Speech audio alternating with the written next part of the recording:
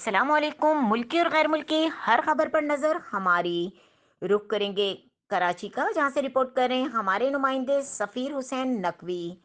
कौम अब आटे के बहरान के लिए तैयार हो जाए, शीरीन रहमान।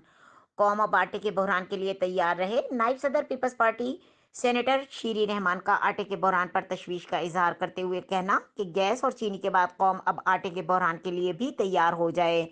उन्होंने कहा कि तबाही सरकार को पंजाब फ्लोर मिल्स एसोसिएशन ने पहले ही खबरदार कर दिया है और अब सर्दियों में लोगों के पास ना गैस होगी, ना ही पकाने के लिए आटा होगा। इनका कहना है कि इस हुकूमत की नाअहली की सजा आवाम को मिल रही है। शीरी रहमान ने हुकूमत से पूछा कि क्या आटे का बहरान का इल्जाम भी अपोजिशन पर डालोगे।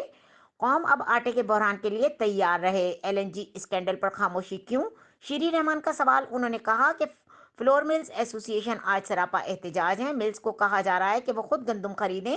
उन्होंने मजीद कहा कि हुकूमत खुद कोई जिम्मेदारी लेने को तैयार नहीं है और बहरान पैदा करके माफिया के लिए मौके फराहम कर रही है। उन्होंने कहा कि पहले ही एक हफ्ते में 20 किलो आटे की थैले की कीमत 80 रुपए के इजाफे के साथ मिल रहा है। मजीद खबरों और अपडेट के लिए देखते रहें के न्यूज़ चैनल इंटरनेशनल।